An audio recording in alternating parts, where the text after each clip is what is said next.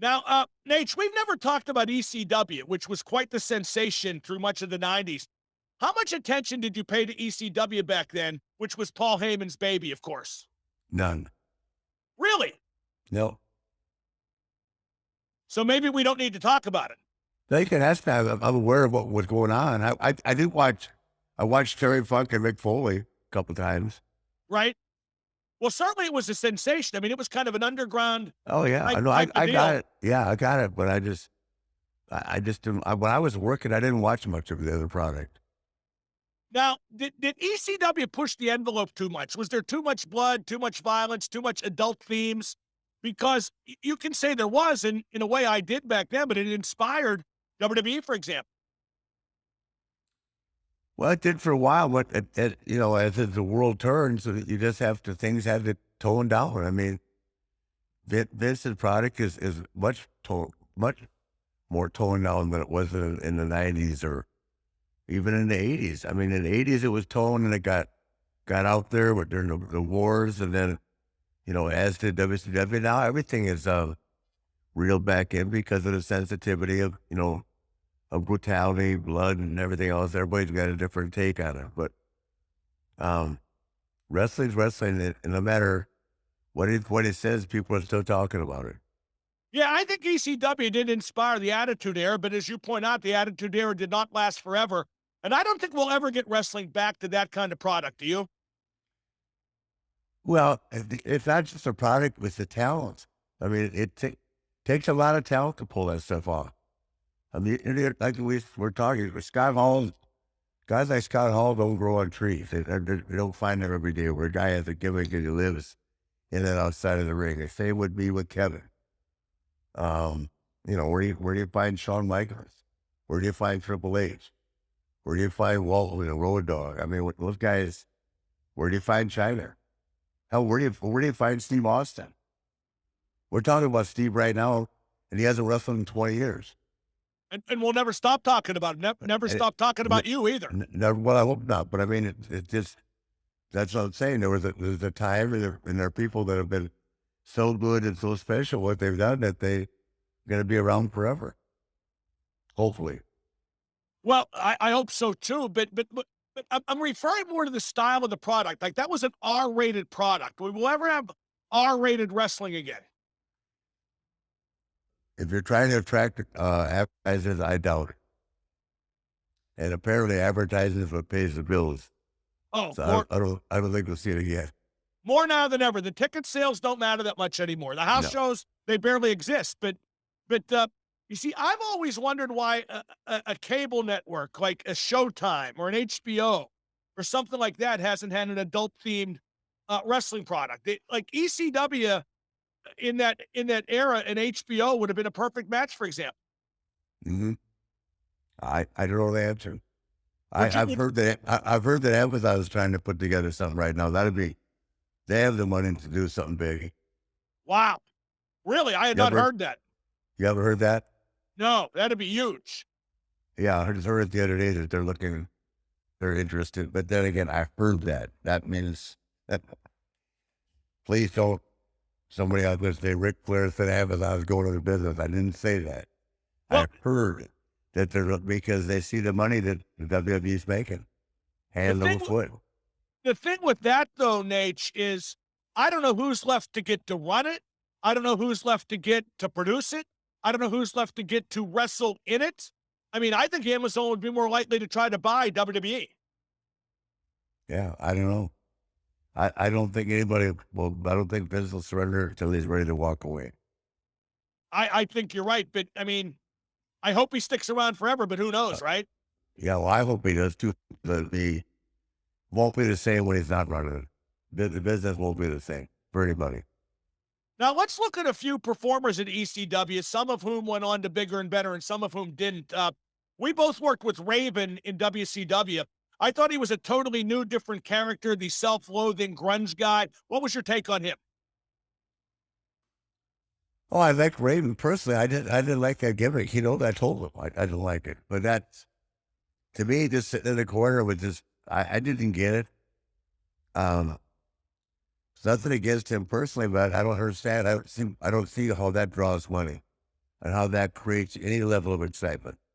Was it different? Yes. But, excitement to me is Pat McAfee. It's Ashley and Ron on the internet. I mean, there's different things that it's Roman jumping on Brock. I mean, I like the action and the violence, or the attempt at creating a violent situation. What about Sandman, the drinker and the smoker? It was like the after show came to life. Mm-hmm. What'd you think of him? As a person, I liked him. I couldn't stand the gimmick of that. Here's a guy that's going to go wrestle a professional wrestling match, smoking a cigarette and getting in the ring. The Dudley Boys got started in ECW, and they ended up in the WWE Hall No, of no, Fame. he pulled it off, but the only guy I can ever think of that could have done that is Harley Race. Yeah, I'll like be I said, right back. it was the after show come to life. What about the Dudleys, who started in Great. ECW? Love those kids. What do you Love like them. about them? I like the whole gimmick. They're great. Good kids, too. What did you like about the gimmick? Because it was I did. and remains different. I did like the gimmick because it was different. Totally different. Nate, let's talk about one of your favorites, the very first ECW champion, Shane Douglas, the franchise. Yeah. The best there was, the best there is, the best there ever will be. No, that's Bret Hart. Shane Douglas cut promos on you all the time in ECW, and you weren't even there. What was the point? What was your take on that then? Because I know you heard about it. My take on it then, as I probably told you then, was to get some attention. Who's Shane Douglas? Who is he today? Can't argue that. I'm asking. You know real well. Who is he? I'm going to be honest, Nate, I haven't heard from him in years. Nobody has. Unless they do a shoot interview on somebody. Well, he was living in Vegas for a while. He tried to get a promotion started there. He was living in Pittsburgh. He was a school teacher for a while. As you know, he said at one time he was going to medical school, but that never happened. So there you go. I have no idea. I haven't kept up with him. Well, how did you two get along when you worked together in WCW? We got along okay. I've never, how do you, he's always got something smart to say, I mean, I don't know that I've, as I told you, I try not to think about anything that was negative, but, I'm never going to think that he certainly won't, he certainly means nothing to me in terms of being, a talent. He never succeeded anywhere. And, he can say what he wants to say. I don't think you'll see him in the Hall of Fame anywhere soon, anytime soon. Now, we've talked a lot about Terry Funk on the podcast already, but he did a lot for ECW in terms of credibility. I thought his tenure there put them over the top. Absolutely. You can't say enough good about Terry. Absolutely. Were you surprised? Were you surprised he went there and did all the things he did? Not at all. Hell, he wanted to do that before when he was a world champion. They just wouldn't let him do it. You mean the crazy stuff? Yeah, Terry's always been very talented. I mean, he was crazy at WCW when he put that bag over my mouth and we almost got kicked off TV, remember? Oh, the plastic bag. Yeah. Did you know he was going to do that? No. I bet that came as quite a pleasant surprise. Yeah, very pleasant. I had no idea. But I wasn't surprised when I realized who I was dealing with. I underestimated him for a minute. Did Terry go too far with some of the extreme stuff for a man his age? Not just in ECW, but in Japan too, with that Onita promotion. When it's all said and done for Terry Funk, you can never say we went too far in anything. He just wanted to be the best at whatever he did, and he was. Well, and certainly he made those around him better. Like I said, if it wasn't for him, ECW, I don't think reaches the peak it did. No, I don't think so either. And the same I will say this: Heyman is a very smart guy. I have a lot of respect for Paul Heyman. Paul did a really good job with him.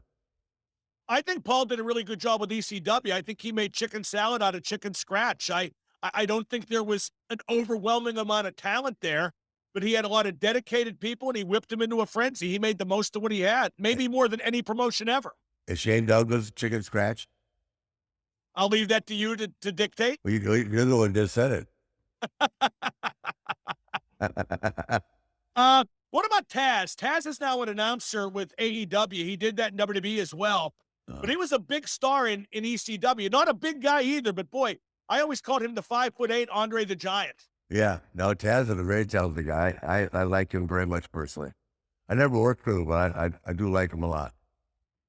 Uh, And I thought he was very talented. and he really did pull off that intimidating vibe for a guy who wasn't huge, didn't he? Yeah, yes, he sure did. I mean, the suplexes, the submissions. I mean, Yeah. you could really see him coming. I remember when when ECW invented WWE, and I thought it made ECW look really small time. And then Jerry Lawler feuded with ECW. I don't think any small promotion ever looks good in the context of WWE. They might think it helps. I don't think it does. I agree with you.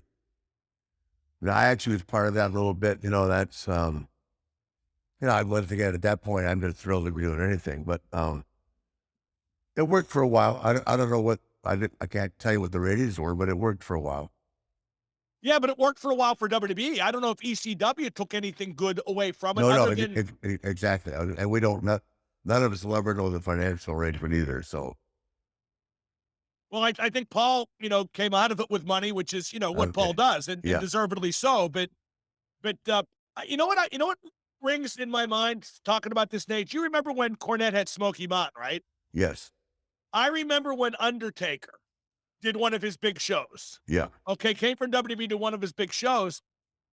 And no offense to whoever was on top then, whether it was Bob Armstrong or Tracy Smothers or whoever, but how do you go back to that after you've given him Undertaker? You don't. That's why they just stay in business. Yeah. Yeah, I mean, and it's not because Cornette's a very smart guy. Don't overestimate Jim Cornette. He's a very smart guy. And he's not afraid to say what he thinks, which I like about Jim the most. Well, like I said, I mean, Vince has never done business with another promotion where he didn't come out of it with the advantage. Is that fair to say? That's very fair to say.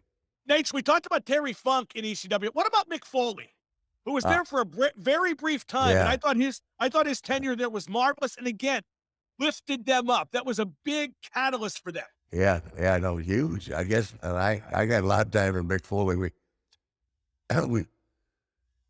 We have really made the offenses. I got respect for Mick.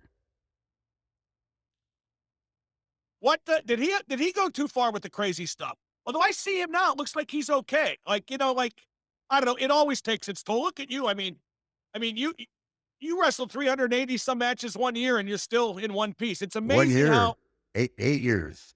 That's what I meant. In 1 year, 8 times.